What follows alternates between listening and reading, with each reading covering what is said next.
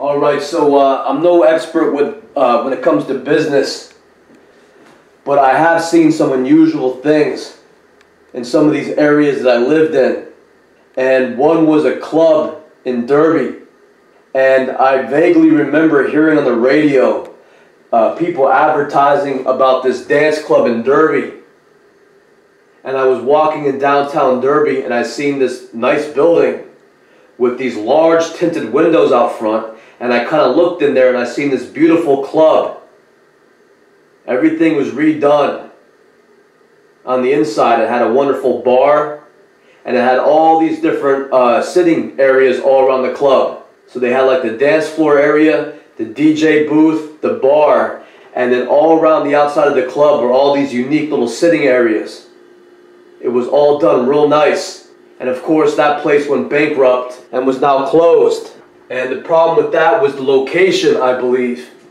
I guess that opening a club in Derby wasn't the best idea because Derby wasn't exactly the place where anybody would think about going to a club. I lived in Derby and it's not like a regular city. It's kind of like the armpit of Connecticut. It's kind of like an isolated area that no one really hears about or visits. It even kind of has a negative reputation. And here in downtown Derby was this beautiful club that obviously someone put a lot of time and money into, and now it was just sitting vacant.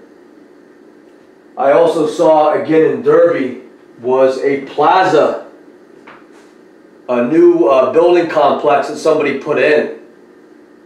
Only this plaza was at the end of this rundown industrial street. So you're driving down this rundown industrial street, and I think they have a recycling plant. I think it's a scrap yard where people bring in their metal scrap. And then you drive down, there's a few more machine shops. There's some giant empty parking lots. And then at the end of this place, hidden, is this brand new plaza that nobody could see from the main road. And I kind of drove in there and I saw what looked like a bunch of businesses had been put in. A restaurant, a little grocery store, a health food store, and something else. And they were all out of business now. So some people would say that's just business. That's just life. But knowing what I know about Derby, there's nothing fair or moral about the city of Derby. It's a rundown city controlled by criminal scum. So I wouldn't be surprised if these were scams done to bankrupt people. After all, they'll make a lot of money taking people's rent and taking people's money to install brand new stores or restaurants. And once you have a brand new store or restaurant, nobody could find your place, and then you go bankrupt and you lose it. And the government has millions of these places that just sit empty. They got millions of houses all across America that just sit empty. The point isn't about making more money. The point is taking what little you have away from you. The point is to bankrupt you. This is a silent invasion of America. This is the true economic warfare on the American middle class. They want to eliminate the middle class and have a communist population that all get a state welfare check, and they're controlled by a military police state. They want communism here. And the middle class has always been the enemy of communism. The independent business, the independent farm, the American middle class has always been the enemy of these communists. And communism is nothing without their giant military.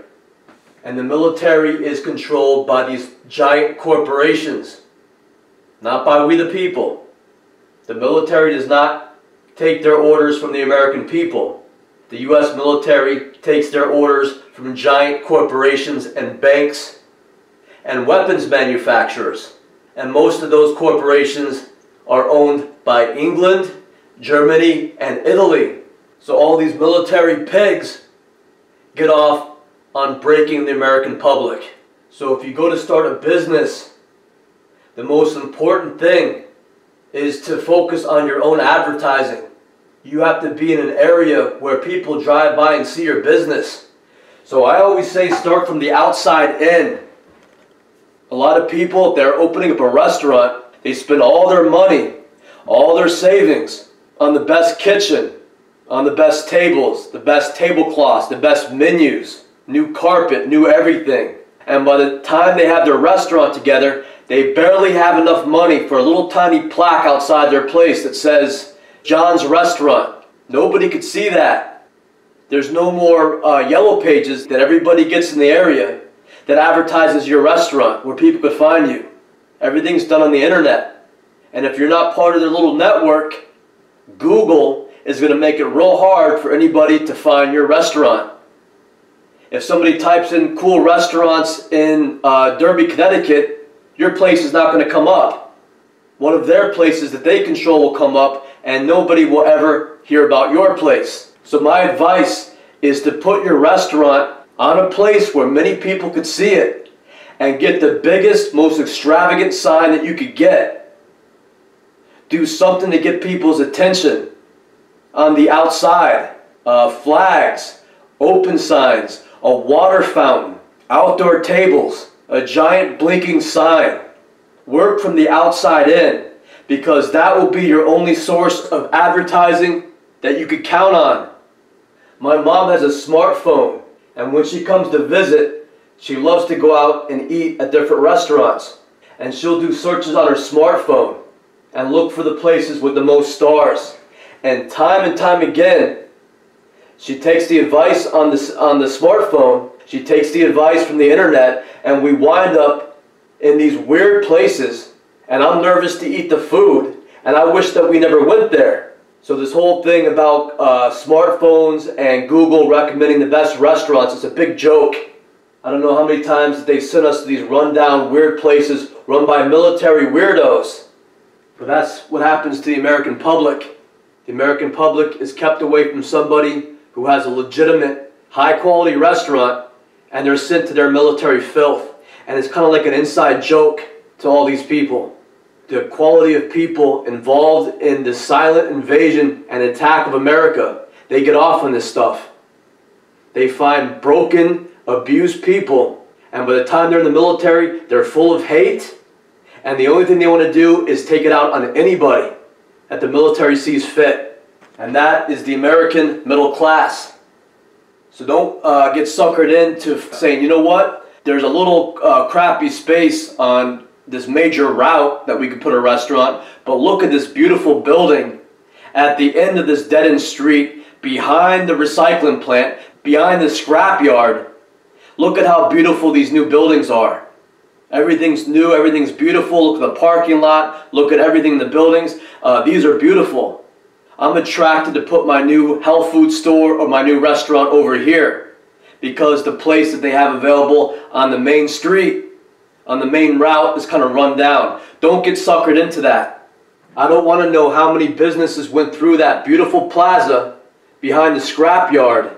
How many people that they broke by putting them over there, renting them a place over there, where exactly nobody will find them. I don't know how many people go return scrap, metal scrap at a scrapyard, and then go to a health food store or to a gourmet French restaurant after pulling in to scrap it with a truck filled with old scrap metal they pulled off the streets of Derby. So most of your clients you will get when they pass by and see your place. So make sure you have a restaurant in a location where people can see you and find you, because that's the only thing that you'll have. You can't rely on the internet. You can't rely on the yellow pages. So do a lot of thinking before you open up your business about how you're going to get your customer base. A large percentage of your money or your savings should be focused on that. Too many times people focus on setting up the whole business, and what little money they have left over, they'll worry about a sign or advertising. It can't work like that.